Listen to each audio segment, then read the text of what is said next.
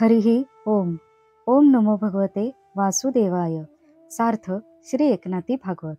अध्याय 2. श्री गणेशाय नमः. जय जय देवाधिदेवा, भोगीसी गुरुत्वे सुहावा. विश्वी विश्वात्मा ये सद्भावा, एकपणे जेव्हा विलोकीसी. ते विश्वी जो विश्ववासी, त्याते विश्वासी म्हणसी. तेने विश्वासे प्रसन्न होसी, तै पायापासी प्रवेशू. त्या चरणारविंद कृपादृष्टी, अहम सोहम सुटल्या गाठी. एक सरे तुझ्या पोटी, उठाउठी प्रवेशलो. या लागी तू निजात्म माये, या हेतू जव पाहो जाये. तव बापपण तुझ माझी आहे, अभिनव काय सांगावे.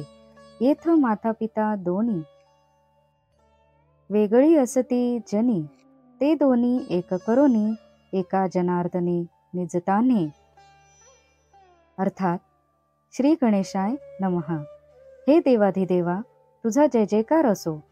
तू गुरु या नात्याने ब्रह्मसुखाचा अनुभव घेतोस, पण जेव्हा विश्वात्मा म्हणून तो अनुभवास येतो, तेव्हा तुझे असणे व पाहणे सर्व एकात्मच असते. हे गुरु, तुझा उपदेश असा आहे की विश्वामध्ये विराजमान होणारा जो जगन्निवास आहे, त्यावर मी विश्वास ठेवावा. मी जेव्हा असा विश्वास ठेवतो, तेव्हाच तू प्रसन्न होतोस आणि मगच मला तुझ्या चरणांजवळ आश्रय मिळतो. तुझ्या चरण कमलांचे मी दर्शन करणे, हेच तुझी कृपादृष्टी प्राप्त होण्यासारखे आहे. व त्यामुळे एकीकडे मी देह आहे हा अहंकार व परमेश्वर मी आहे असा दुसरा ब्रह्मअहंकार, या दोन्ही संकल्पित ग्रंथी सुटून जातात व मी एकाच क्षणात तुझ्या जाणीवेत अंतःकरणात मिसळून जातो. तू आपल्या भक्तांची माता आहेस या भावनेने तुझ्याकडे पाहावे, तर तू त्यांचा पिताही आहेस याचा बोध होतो. हे फारच नवल आहे. लोकांमध्ये माता व पिता दोन्ही वेगळ्या व्यक्ती असतात, पण तू त्या दोघांची एकता करून जनार्दन व एकनाथ यातही भेद उरू देत नाहीस. व असे असूनही प्रेमाने तू मला आपले तान्हे भाळ समजतोस.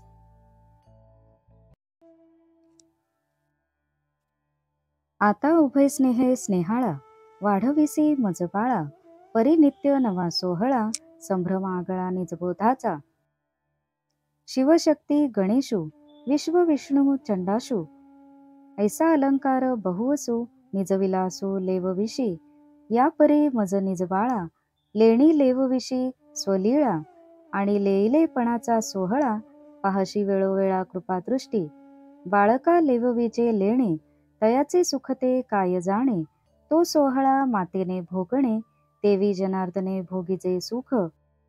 आपुल्या चित्रत्नांच्या गाठी, आवडी घालीशी माझ्या कंठी.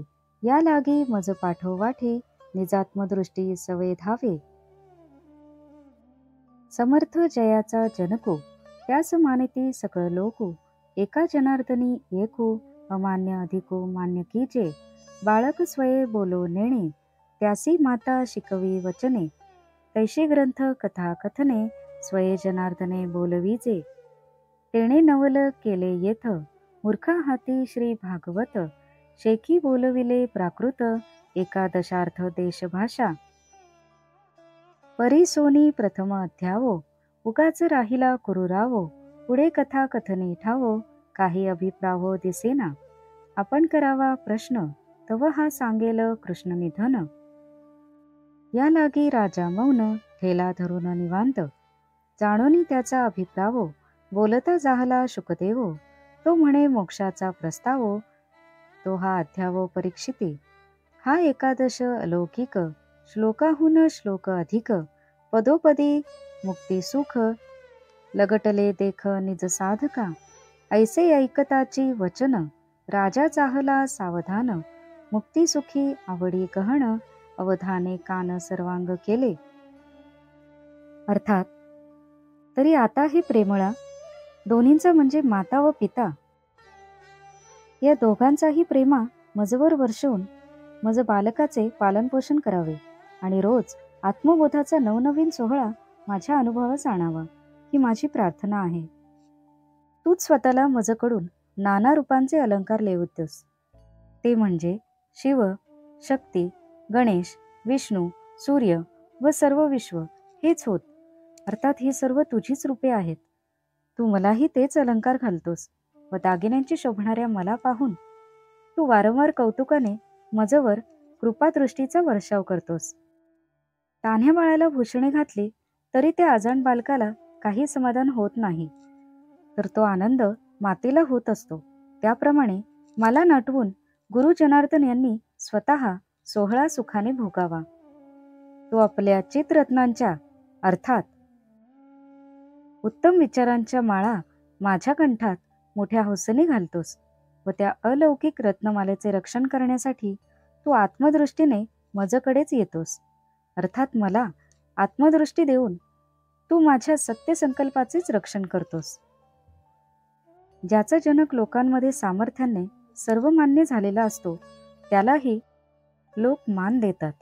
त्याचप्रमाणे जनार्दन स्वामींनी मज एकनाथाला आपले म्हटले, त्यामुळे हा एकनाथ योग्यता नसतानाही लोकात अधिक मान्य झाला. बालकाला स्वतः बोलता येत नाही, त्याला माता बोलायला शिकवते. त्याप्रमाणेच स्वतः जनार्दन स्वामींनी मजला ग्रंथातील कथा सांगण्यास शिकवावे. त्या गुरूंनी केवढे आश्चर्य केले पहा. मज सारख्या मूर्खाच्या हाती त्यांनी भागवत पुराण दिले व एकादश स्कंदावर मराठी टीका लिहिण्याचे कार्यही तेच करवून घेत आहेत. पहिला अध्याय श्रवण करून परीक्षित राजा मौन राहिला. त्याला पुढील कथा ऐकण्याची इच्छा आहे असे दिसेना. आपण जर शुकमुनींना पुढे काय झाले असा प्रश्न विचारला तर ते कृष्णाच्या निजधाम गमनाचे वर्णन करतील व ते तर आपल्याला ऐकवणार नाही. या विचारानेच परीक्षित राजा गप्प बसला होता.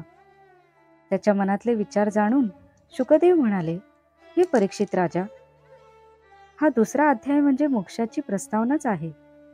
एवढे याचे महत्व आहे. हा 11वा स्कंदच मुळी फार आगळा आहे. यामध्ये एकापेक्षा एक श्रेष्ठ आशयाचे श्लोक आहेत. त्यामुळे आत्मसाधना करणाऱ्या साधकांना पदोपदी मोक्षाचे सुख येऊन लगटते. असे शुकवचन ऐकून परीक्षित राजा सावधान झाला. त्याला तर मोक्षाचीच तळमळ फार होती. त्याने सर्वांगाचे कान केले व तो ऐकू लागला. गोविंद भुज गुप्तायाम द्वारवत्या कुरुद्वः अवात्सिन्नारदो भीक्षणम कृष्णोपासन लालसा. अर्थात श्री शुक्राचार्य म्हणाले, हे कुरुश्रेष्ठा, कृष्णाच्या उपासनेची अत्यंत आवड असलेल्या नारद मुनीने श्री गोविंदाने आपल्या बाहुबलाने रक्षलेल्या द्वारिकेत त्यानंतर अनेक वेळा येऊन निवास केला. अर्थात कृष्णाच्याच कार्यासाठी नारद त्रिखंडात संचार करीत होता, तरी कृष्णावरील प्रेमामुळे त्याचे मन द्वारिकेत ओढ घेत असे. कोनु राजनिंद्रियवान मुकुंद चरणांबुजम न भज्जे सर्वतो मृत्यू रूपास्य ममरोत्तमय. अर्थात हे राजा, नेत्र, कर्ण इत्यादी इंद्रियांनी युक्त असलेला व ज्याला सर्वथा मृत्यूने वेढलेले असते असा कोण मनुष्य श्रीकृष्णाच्या चरणामृताचे सेवन करणार नाही, की जे सर्व देवांनाही अत्यंत प्रिय आहे. केवळ कर्णाने श्रवण करणे एवढे सोपे काम ह्या बाबतीत आहे. तरीही जर मनुष्य भक्तीकडे वळला नाही तर तो दुर्दैवीच म्हणावायचा. ऐसे देखुनी परीक्षिती सुख सुखावे अत्यंत चित्ती, तो म्हणे अवधान मूर्ती ऐक निश्चिती गुह्य ज्ञान. द्वितीयाध्यायी निरूपण. नारद वसुदेव संवाद जाण, निमिजायंतांचे प्रश्न मुख्य लक्षण भागवत धर्म. जो मुक्ता माझी अग्रणी, जो ब्रह्मचर्य शिरोमणी, योगी वंदिते मुकुटस्थानी, जो भक्तमंडनी अतिश्रेष्ठ, जो ब्रह्मरसाचा समुद्र, जो निजबोधाचा पूर्णचंद्र, तो बोलता झाला शुकयोगेंद्र, श्रोता नरेंद्र कुरुवंशीचा, तो म्हणे व्यासाचा जो निजगुरु आणि माझाही परमगुरु, नारद महामुनीश्वरू, त्यासी अतिआदुरु श्रीकृष्ण भजनी, द्वारकेहुनी स्वये श्रीकृष्ण, पिंडारका पाठवी मुक्तिकण, तेथुनी नारद आपण द्वारिकेसी जाण पुन्हा पुन्हा येतू. होका जे द्वारके आत, न रेखे भय काळकृत. जेथ स्वये श्रीकृष्णनाथ, असे नांदत निज सामर्थ्ये. दक्ष शाप नारदासी पाही, मुहूर्त राहो नये एके ठाई. तो शाप हरी कीर्तनी नाही, या लागी तो पाही कीर्तन निष्ठू. ज्याची गायी जे कीर्तनी कीर्ती, तो द्वारकेसी वसे स्वय श्रीपती. तेथे शाप बाधेची न चले प्राप्ती, या लागे नित्य वस्ती नारदासी तेथे. नारदासी पूर्ण ब्रह्मज्ञान, त्यासी का कृष्ण मूर्तीचे ध्यान. श्रीकृष्ण देह चैतन्य घन, या लागी श्रीकृष्ण भजन नारदासी पढिये. या परी कृष्ण भजन मुक्तासी पडिये पूर्ण. त्यासी न भजे अभागी कोण, त्याचे निरूपण शुक सांगे. अर्थात परीक्षितीची ऐकण्याची उत्कंठा पाहून स्वतः शुक्राचार्यही मनात आनंदला व म्हणाला, राजा, तू तर अवधानाची साक्षात मूर्तीच आहेस. अवधानाला मानवी देह धारण करावा असे वाटले, म्हणून त्याने तुझे रूप घेतले असावे. आता मी सांगतो ते ज्ञान खरोखरच गुप्त आहे.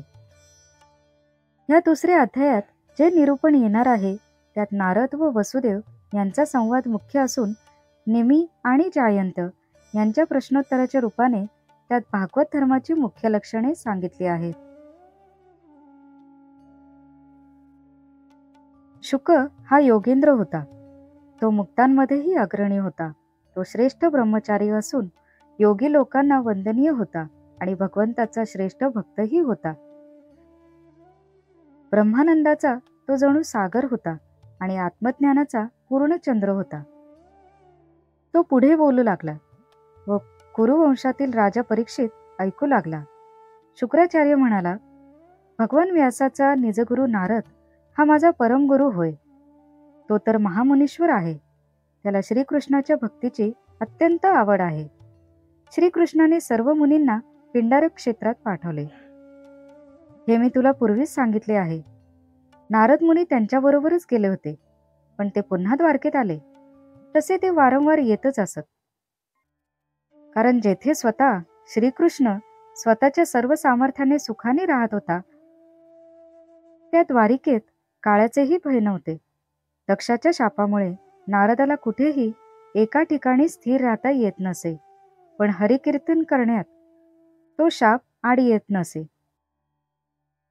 म्हणूनच जणू काय नारद कीर्तननिष्ठ झाला होता. शिवाय कीर्तनात ज्याची लीला वर्णन करावायची असते तो भगवान श्रीकृष्ण स्वतः द्वारिकेत राहत असल्याने तेथे शापाचा प्रभाव मुळीच पडत नसे. म्हणून नारद तिकडेच वारंवार वळे. प्रश्न असा येतो की नारद पूर्ण ब्रह्मज्ञानी असताना त्याला कृष्णाच्या भक्तीची ओढ का असावी? त्याला उत्तर असे की श्रीकृष्ण हा ब्रह्ममय चैतन्य रूपच होता.